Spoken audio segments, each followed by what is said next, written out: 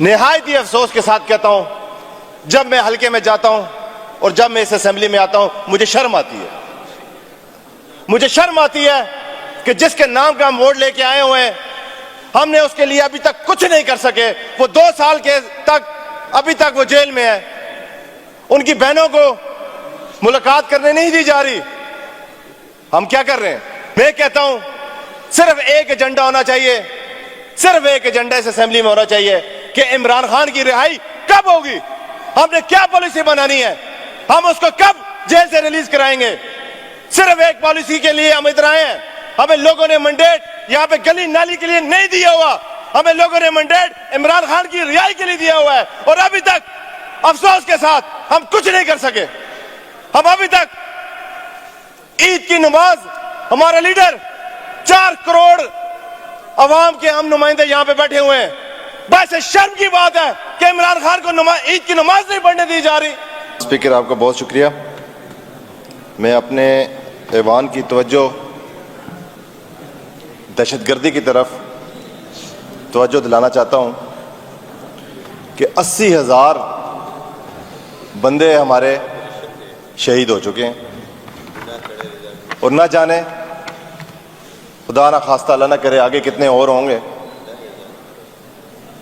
अभी तक हमारी कोई जामे पॉलिसी अभी तक नहीं बनी।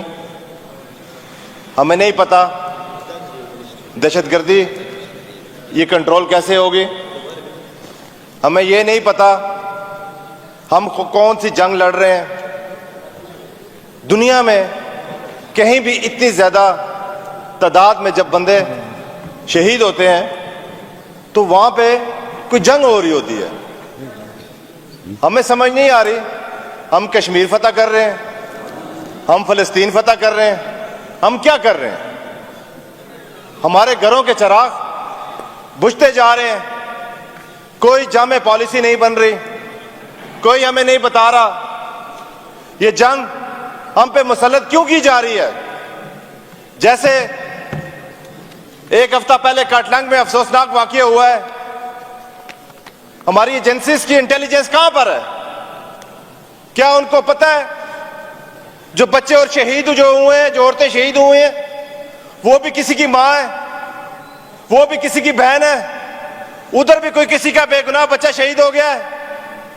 जो गलत इंटेलिजेंस के ऊपर जो बच्चे शहीद हुए हैं, उनका क्या होगा? उनका क्या सद्भाव होगा? हम कैसे इस दहशतगर्दी को आगे रोकेंगे? हमारी पॉलिसी देखें, हमारी सलामती काउंसिल की मीटिंग देखें, हमारे फॉर्म 47 के जाली वजीर आजम की टेंशन देखें। वो कहता है आखिर में डिजिटल दहशतगर्दी हो गई है। हमें बताएं डिजिटल दहशतगर्दी क्या फेसबुक से आज लोगों ने जाके वहां पे ड्रोन पे हमले किए हैं? अभी तक हमारी सीरियसनेस ये है कि हमने अभी तक तयन ही नहीं किया कि हमने किस सिमत में जाना है। क्योंकि जो लोग बैठे हैं पॉलिसी मेकर्स, उनका तो मैंडेट ही नहीं है, उनको अवाम की तो परवाह ही नहीं है। वो कौन सा वोट लेके आए हुए हैं? वो फॉर्म 47 के बैठे हुए हैं। उन्हें दहशतगर्दी हो रही है और उन्हें तकलीफ सिर्फ और सिर्फ ये है कि पीटीआई वापस ना आ जाए। उनका सारा फोकस पीटीआई के ऊपर है। उनको इस मुल्क से कोई सरोकार नहीं है कि ये दहशतगर्दी क्यों हो रही है। उनकी मौजूदगी में ये दुनिया में कहीं नहीं होता कि पूरी की पूरी जाफर एक्सप्रेस ट्रेन अगवा हो जाए। पूरी दुनिया ने वो तमाशा देखा है। इस मुल्क में जब तक आप सही स्टेक होल्डर के साथ, इमरान खान साहब के साथ, जिसको इस अवाम का दर्द है, आप उनके साथ डायलॉग नहीं करेंगे, आप उनको ऑन बोर्ड नहीं लेंगे, मुझे माजरत के साथ ये कहना पड़ता है, ये मुल्क इसका मतलब है कि आपकी नीयत ठीक नहीं है। आपने जो हालात पैदा किए हुए हैं, इसकी मिसाल, इस जुल्म की मिसाल इस दुनिया में कहीं नहीं मिलती। मुझे अफसोस के साथ कहना पड़ता है कि ना हमारी कोई दाखिला पॉलिसी है, ना हमारी कोई फॉरेन पॉलिसी है। आज पाकिस्तानी पासपोर्ट दुनिया में 199 मुल्कों में से 195 नंबर पर है। जगह जगह से मुख्तलिफ लोगों से, मुख्तलिफ मुल्कों से पाकिस्तान के वीजे के ऊपर बैन लगाए जा रहे हैं। लेकिन मजाल है कि इस हुकूमत को कोई फ़र्क पड़ता हो, इस वफाकी हुकूमत को कोई फ़र्क पड़ता हो कि ये क्या हो रहा है। इस मुल्क के इस पासपोर्ट की जिसकी इज्जत करनी चाहिए थी दुनिया को, जो आगे जाना चाहिए था, वो दिन ब दिन रिवर्स होता जा रहा है। मैं साथ ही एक और बात करना चाहता हूं स्पीकर साहब, जो बड़ी इंपॉर्टेंट बात है। आप, मैं और मेरे सारे ये पाकिस्तान तहरीक इंसाफ के भाई जो बैठे हुए हैं, जो लीडर्स बैठे हुए हैं, एक नाम पे वोट लेके आए हुए हैं और वो है इमरान खान। मैं निहायत ही अफसोस के साथ कहता हूं, जब मैं हल्के में जाता हूं और जब मैं इस असेंबली में आता हूं, मुझे शर्म आती है। मुझे शर्म आती है कि जिसके नाम का हम वोट लेके आए हुए हैं, हमने उसके लिए अभी तक कुछ नहीं कर सके। वो 2 साल के तक अभी तक वो जेल में है। उनकी बहनों को मुलाकात करने नहीं दी जा रही। हम क्या कर रहे हैं?